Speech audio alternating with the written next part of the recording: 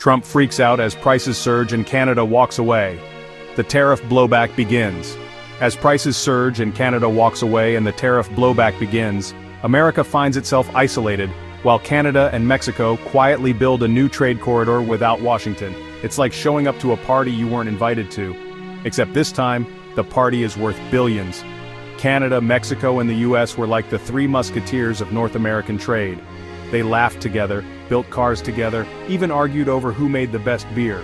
But somewhere along the way, one of them started screaming tariff at every dinner party. And now the other two have quietly slipped out arm in arm, building their own billion-dollar trade corridor without the loud one.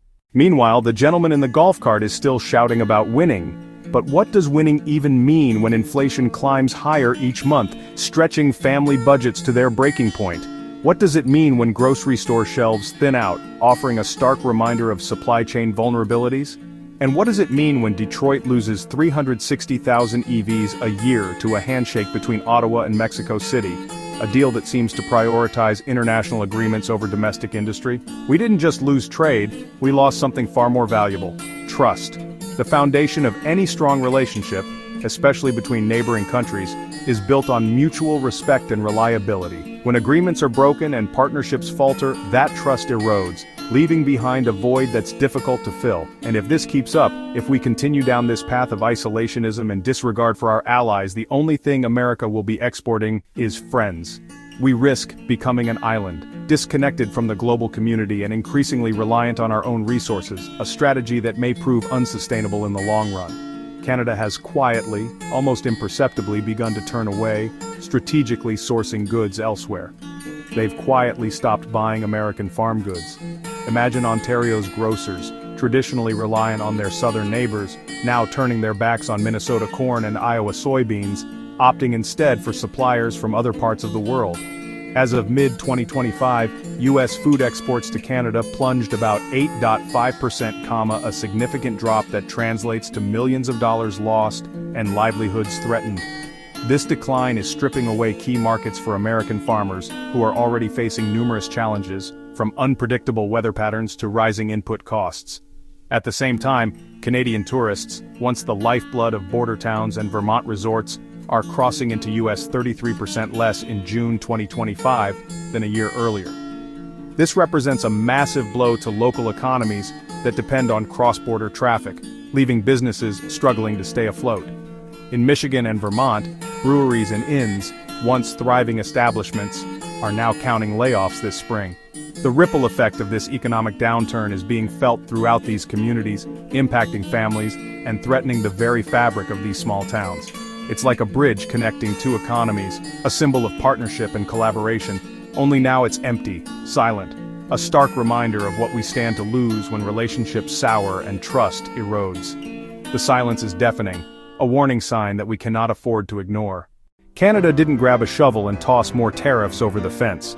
Instead, under Prime Minister Mark Carney, they quietly rolled out a $1 billion Canadian fund to shore up their domestic steel and supply chains. One steel plant manager in Ontario said, "We felt like we were drowning. Now at least someone is throwing a lifeline." A Toronto automaker said they were already seeing Canadian content replace US parts and contracts.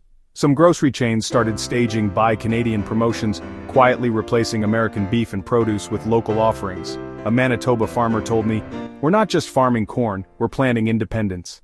So, after Canada quietly walked out hand in hand with Mexico, feeling perhaps a bit slighted and definitely seeing a new opportunity, they didn't just stop inviting America to the barbecue. Oh no, this was far more strategic. They envisioned something grander, something permanent. They built their own banquet hall down the road, a state-of-the-art facility designed for long-term prosperity and mutual benefit. It's called the Northern Corridor, and it represents a fundamental shift in North American trade dynamics. This isn't just about hurt feelings, it's about economic independence and forging a new path. Imagine a pipeline of trade, a seamless flow of goods and resources that never touches US soil.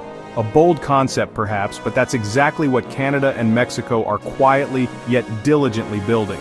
They're rerouting nearly $120 billion in trade, a staggering figure that represents about 2.8% of the Midwest's GDP directly around America.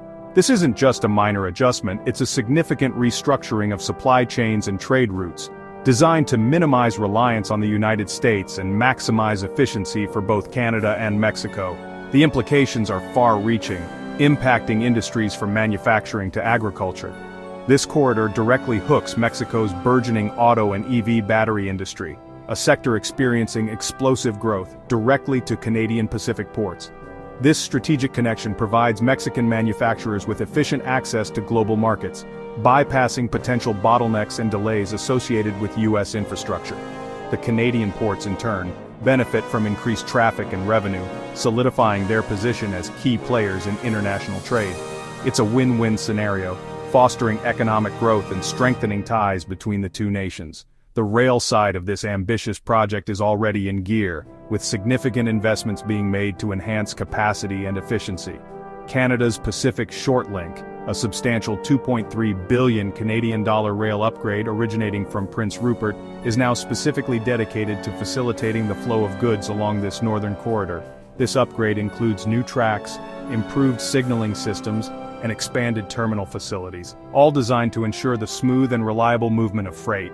The commitment to rail infrastructure underscores the long-term vision behind this project. Meanwhile, as goods are strategically rerouted, they avoid traditional choke points like Buffalo, New York, resulting in significant savings for Canadian and Mexican logistics companies.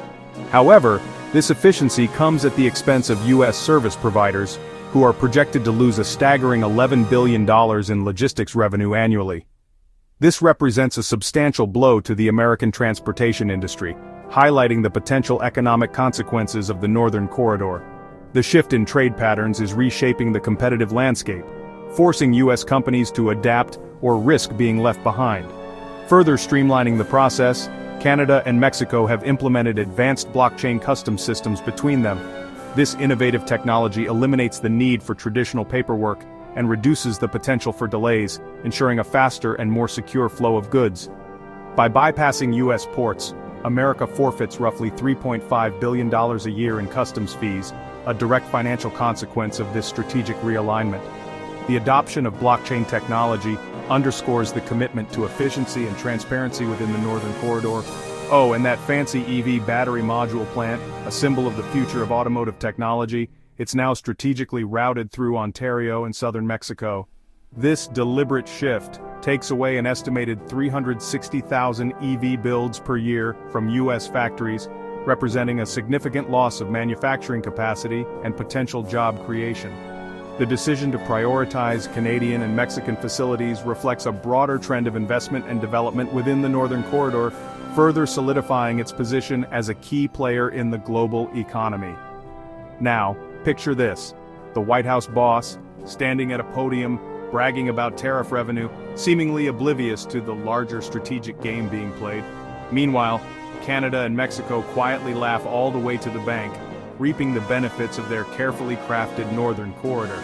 They're building a future where trade flows freely between them, independent of U.S. policies and priorities. The long-term implications of this shift are profound, potentially reshaping the economic and political landscape of North America for decades to come. After watching Canada and Mexico quietly reroute their trade, the economic repercussions are beginning to manifest right here at home. The chickens are coming home to roost, so to speak. Picture this scenario: prices relentlessly climbing, eroding purchasing power, while shelves in stores and factories across the nation remain eerily quiet. A stark contrast to the bustling economy we once knew. The numbers paint a concerning picture. Prices rose at an annual rate of 2.7% in June. That's actually up from 2.4% the previous month, signaling a persistent inflationary trend that's squeezing household budgets. This isn't just a blip, it's a worrying sign of deeper economic imbalances. In the heartland of American manufacturing, Michigan, Louisville, and along the crucial Ohio assembly line, Ford factories have been forced to pause or significantly slow down operations. And not for the usual summer breaks or routine maintenance. The Louisville and Ohio plants are running idle, victims of critical part shortages that are crippling production. The most pressing issue? A scarcity of rare earth magnets, essential components for the advanced EV systems that are supposed to drive the future of the automotive industry. Meanwhile, GM's Warren Truck Assembly, a cornerstone of American automotive manufacturing, and other key U.S. plants have been compelled to cut output drastically, or even shut down temporarily. This disruption is costing thousands of jobs, leaving families in uncertainty, and throwing carefully constructed supply chains into utter chaos. It's becoming increasingly difficult for a Midwest retiree, or any American for that matter, to maintain a sense of patriotic pride when they're forced to pay exorbitant prices for everyday necessities like groceries, gasoline to fuel their cars, and even the air conditioning needed to combat the sweltering summer heat. The economic pain is real, and it's being felt across the nation. The European Union, Canada, and Mexico all remain formally at the negotiation table, yet none seem to truly trust America anymore. The EU has just approved a €93 billion contingency plan to retaliate against US exports, targeting everything from Boeing aircraft to bourbon whiskey. Meanwhile, Canada has quietly begun tightening export controls on strategic minerals uranium, copper for US buyers. In that corridor, America is no longer at the center, it's becoming background scenery. Meanwhile, the president in the red tie is still counting short-term tariff revenue and boasting about winning trade outcomes. But in Brussels, Mexico City, and Ottawa, a broader calculation is being made. America may have imposed tariffs, but they are no longer the essential pathway. At the end of the day, this was never just about tariffs. It was about trust. You don't threaten real friends. You don't strong-arm true partners. While the man in the red hat keeps shouting numbers, the rest of the world is quietly walking away. Empires don't collapse over price tags, they collapse when no one wants to shake your hand. So maybe the real question isn't how high are the tariffs, it's who still believes in America. Drop your comments below and hit subscribe so you never miss our next big story on global political economy.